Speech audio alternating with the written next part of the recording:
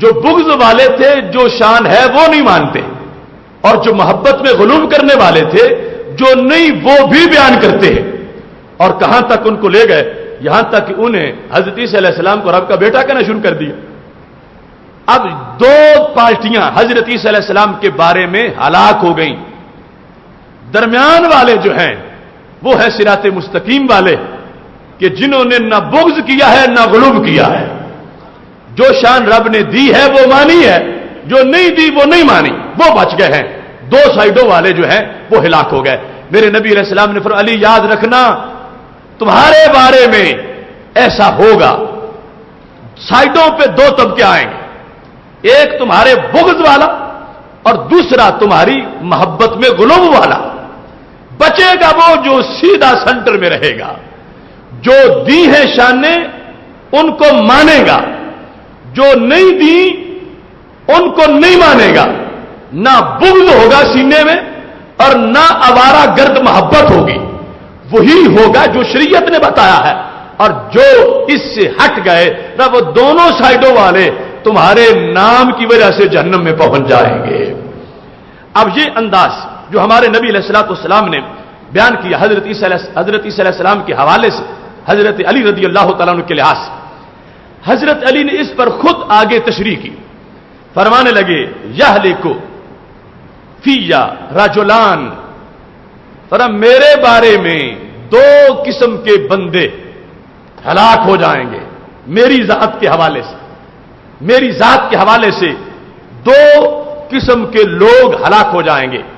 پہلے کون؟ محب مفرط یقرزنی بما لیس فیہ، فرمایا میری محبت میں حد سے بڑھنے والے بھی میری وجہ سے جہنمی بن جائیں گے۔ محب مفرط، صرف محب نہیں، محب تو ہم بھی ہیں، محب کے ساتھ مفرط کی قید لگائی کہ جو محبت میں حد سے بڑھنے والا ہے، ہوگا اندر کفر اوپر علی علی کرتا رہے گا، ہوگا قرآن کا باغی، پردہ علی علی کی محبت کا ہوگا سنت کا سرکش، اوپر غلاف حب علی کا چڑھایا ہوا ہوگا۔ تو حضرت علی رضی اللہ تعالیٰ نے اپنی زبان سے کہا یہلک فیہ رجلان، میرے بارے میں ہلاک ہو جائیں گے محب مفرط یقرزنی بما لیس فیہ، وہ میرا دیوانہ کہ جس نے محبت میں شریعت سے خلاف ورزی کر دی اور غلو کر گیا۔ کیسے؟ فرمایا مجھے وہ کچھ کہتا ہے جو رب نے مجھے نہیں بنایا، میری وہ شانیں بیان کرتا ہے جو رب نے مجھے عطا نہیں کی۔ تو یہ بندہ وہ ہے کہ جو میری محبت کے غلو کی وجہ سے جہنمی بن جائے گا۔ اور دوسری طرف فرمایا مبغض، میرے بغض کا مارا ہوا، جو میرا نام سنے تو جل جاتا ہے، اس کو میری شان سے دکھ ہوتا ہے، وہ میرے فضائل جو رب نے دیے ہیں ان فضائل کو بھی سننا پسند نہیں کرتا، اس کے کلیجے میں میرا بغض موجود ہے۔ فرمایا یحملہ شنآنی الا ان یبہتنی، وہ میری دشمنی اسے مجبور کرتی ہے کہ وہ مجھ پر کوئی الزام لگا دے، مجھ پر اتہام کرے، بہتان باندھے۔ تو فرمایا مجھے میرے غیب دان رسول صلی اللہ علیہ وسلم نے بتایا ہوا ہے کہ تمہارے اندر عیسیٰ علیہ السلام والا پہلو موجود ہے، کچھ تمہارے بغض میں مارے جائیں گے، کچھ محبت کی خرابی میں مارے جائیں گے، بچیں گے تمہارے معاملے میں وہ جو محبت کے صراط مستقیم پہ چلنے والے ہوں گے۔ اب یہاں پر دو طبقوں کی نشاندہی جو ہوئی، اس میں ایک محبت والا۔ اب آج لوگ یہ سمجھتے ہیں کہ ہم نے صرف حب علی کا لفظ بولا تو سب کچھ ہضم ہو جائے گا، شریعت کی ساری خلاف ورزیاں معاف ہو جائیں گی۔ ہم نے صرف حب علی کا لفظ بول دیا کہ ہم جو کچھ کر رہے ہیں حب علی میں کر رہے ہیں، ہمیں کوئی مواخذہ نہیں ہوگا۔ تو حضرت علی نے کہا کہ میں تو ایسے لوگوں کا ہاتھ نہیں پکڑوں گا، چونکہ میں نے تو اپنے خون سے شریعت کو آگے پروان چڑھایا، جنگوں میں حصہ لے کر۔ اس بنیاد پر آج شریعت کی خلاف ورزی کو اگر حب علی کہا جائے تو یہ باطل ہے جو حق کے پردے میں چھپا ہوا ہے، اور حب علی کے پردے میں یہ حضرت علی سے دشمنی کا ایک طریقہ ہے۔ اگرچہ اس کا نام کوئی ماتم رکھے، اس کا نام کوئی اپنی طرف سے وہ حب علی کے اندر شریعت کی خلاف ورزی کے سارے کاموں میں رکھے، وہ شام کلندر کی صورتحال ہو یا وہ اس طبقے کی دھمالوں اور ملنگوں کے انداز ہو یا صحابہ کو گالیاں دینے کی ان کی گندی عادت ہو یا قرآن مجید کے نظام اسلام کے خلاف بولنے کی شرارت ہو، یہ سارے کے سارے لوگ جو اس اپنے پورے جرم کو حب علی کے غلاف میں لپیٹنا چاہتے ہیں، حضرت علی نے کہا میرا ان لوگوں سے کوئی تعلق نہیں ہے، میری محبت بندے میں فسق پیدا نہیں کرتی، اللہ کی شریعت سے پیار پیدا کرتی ہے۔ اس بنیاد پر سلسلہ ان کے زمانے میں شروع ہو گیا، تو حضرت سیدنا علی رضی اللہ تعالی عنہ نے اس سلسلہ میں اپنا بھرپور کردار پیش کیا۔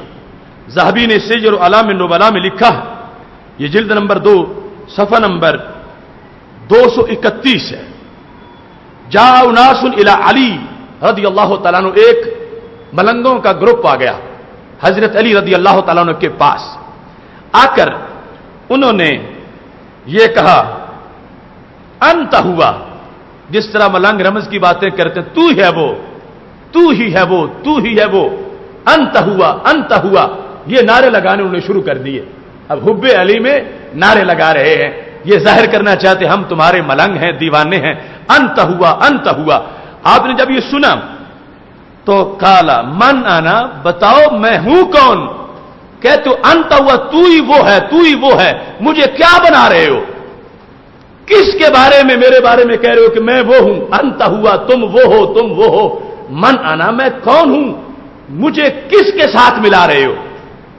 میرا نام بول کے مجھے کیا کہہ رہے ہو کہ میں کون ہوں؟ یہ مجھے بیان کرو۔ تو ان ملنگوں نے دوبارہ کہا انت ہوا، انت ہوا، تم ہی وہ ہو، تم ہی وہ ہو، تم ہی وہ ہو، یہ اپنی زبان سے کہتے جا رہے تھے، ایسی جس طرح کہ آج کی قوالیاں ان لوگوں نے گھڑی ہوئی ہیں، انت ہوا، انت ہوا، تم ہی وہ ہو، تم ہی وہ ہو۔ اب منانا، بتاؤ میں کون ہوں؟ مجھے کس کے ساتھ ملا رہے ہو؟ کس کی ذات کو سامنے رکھ کے مجھے وہ کہہ رہے ہو کہ میں وہ ہوں؟ اب ان لوگوں نے کہا انت ہوا، چونکہ ایسے لوگ بدمست اپنی طرف سے بڑے رمز شناس بنے ہوتے ہیں کہ ہم ہمارے جانتے، حقائق جانتے ہیں۔ حضرت علی کو غصہ آ گیا، دوسری بات پہ ویلکم، تم تباہ ہو جاؤ، من آنا، بتاؤ میں کون ہوں؟ کہ تو انت ہوا، تم وہ ہو، تم وہ ہو، تم ہلاک ہو جاؤ، مجھے بتاؤ مجھے کیا کہہ رہے ہو؟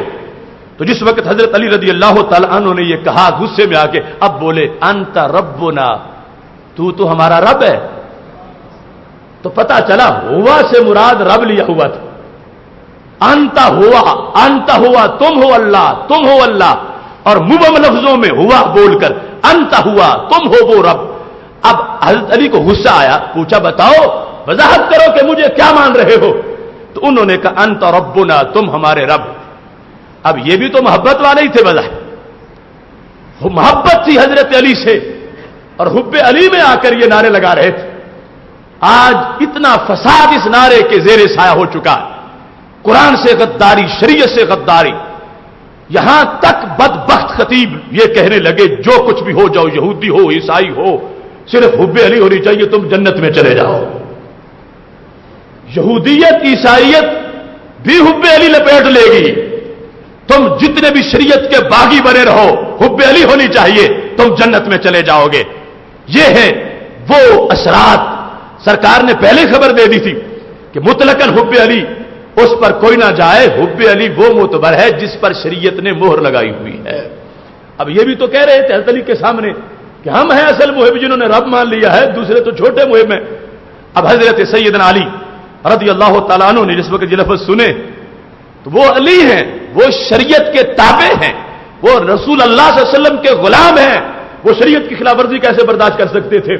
وہ کوئی ایسے پیر تو نہیں کہ کہیں چلو اچھی شان میری بیان ہو رہی ہے، بڑا مرتبہ ہی ہو رہا بیان۔ آج کل یہ مرض آ گیا، بیماری آ گئی کہ اس طرح کی خلاف شرع باتیں جب ہو جاتی ہیں تو کچھ پیر، کچھ اس طرح کے طبقے کے لوگ جن کا طریقت شریعت کے ساتھ، اہل سنت کے مزاج کے ساتھ کوئی تعلق نہیں، چپ کر کے بیٹھے رہتے ہیں، ان کے مرید، ان کے ماننے والے ان کو جو کچھ بھی کہتے رہے، جہاں تک اٹھا کے لے جاتے رہے، وہ آگے بولتے نہیں. یہ میں اہل سنت کے تصوف کی بات نہیں کر رہا, یہ رافضیوں کے چرنے میں چرنے والوں لوگوں کی باتوں کی بات کر رہا ہوں.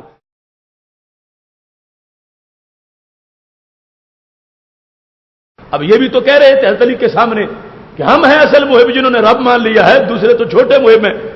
اب حضرت سیدنا علی رضی اللہ تعالیٰ عنہ نے جس وقت یہ لفظ سنے تو وہ علی ہیں, وہ شریعت کے تابع ہیں, وہ رسول اللہ صلی اللہ علیہ وسلم کے غلام ہیں, وہ شریعت کی خلاف ورزی کیسے برداشت کر سکتے تھے؟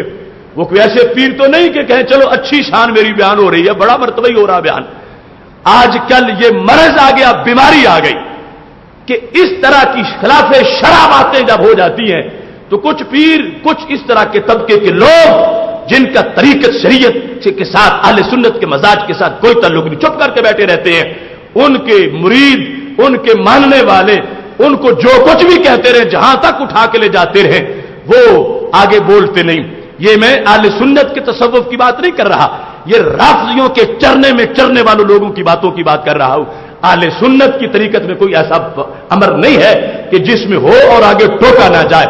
یہ وہاں کے گندے اثرات ہیں کہ جس کی بنیاد پر کہا جاتا ہے مبہم لفظوں میں اور بڑی بڑی ناجائز اور غلط باتیں کہہ دی جاتی ہیں, اور سب کچھ یہ ان جلسوں کی آڑ میں ہو رہا ہے.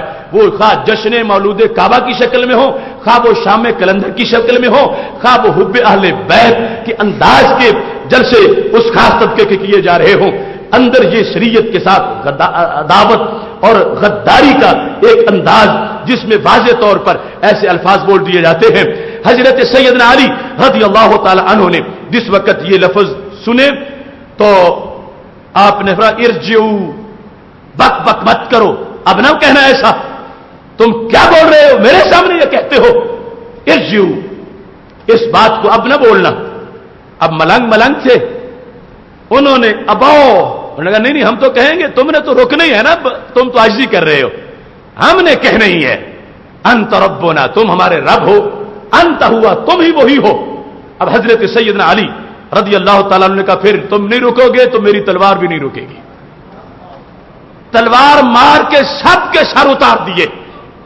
فرمایا علی شریعت کی غداری برداشت نہیں کر سکتا, علی کے سامنے حب علی کے پردے میں چور چھپ نہیں سکتا, علی کے سامنے حب علی کے پردے کے اندر دین کے غدار چھپ نہیں سکتے. تلوار مار کے ان کے سر اتارے, اور سر اتارنے کے بعد کہا اپنے غلام کمبر سے, کمبر اب گڑھا کھودو, اور گڑھا کھودنے کے ساتھ ساتھ فرمایا اس میں لکڑیاں بھرو, اور لکڑیاں رکھی بھرو, اب آگ لگاؤ. آگ جلنے لگی. فرمایا ان کو مار کے میں جلاؤں گا, یہ اس لائق نہیں کہ ان کو قبریں ملیں, یہ اس لائق نہیں کہ ان کے جسم کا احترام ہو, ان کو جلا دیا جائے آگ میں, اس واسطے کہ انہوں نے حب علی کا غلط مطلب استعمال کیا ہے. یہ سب کچھ ان کے سامنے ہوا, جو سند صحیح سے حضرت علی رضی اللہ تعالیٰ عنہ کا فیصلہ اور ان کا عمل ہمارے سامنے موجود ہے. لہذا آج تمہیں گمراہ کرنے کے لیے, چونکہ اہل سنت حب اہل بیت کے علمبردار ہیں, سینوں میں محبت موجود ہے, تو کچھ لوگ اس کو غلط استعمال کرنے کے لیے, ناجائز فائدہ استعمال کرنے کے لیے, چونکہ حب اہل بیت ہو لہذا حب علی کا تقاضا ہے کہ تم یوں بن جاؤ, ماتم کرو, کالے کپڑے پہن لو, رفضیوں کی مجلسوں میں چلے جاؤ, اور تم لال شہباز رحمہ اللہ تعالیٰ کے دربار پر جا کر تم شیعہ ہونے کی نظر مان لو. یہ سارے کے سارے خرافات, ان سے پردہ چاک کرنے کے لیے حضرت علی رضی اللہ تعالیٰ نے واضح کر دیا کہ کوئی بعد والا کہے گا تو اس کی زبان میں وہ اثر نہیں جو علی کی اپنی زبان میں اثر ہوگا. فرمایا میں واضح کر رہا ہوں حب علی اس کی معتبر ہے جس حب علی پر شریعت مہر لگانے والی ہے.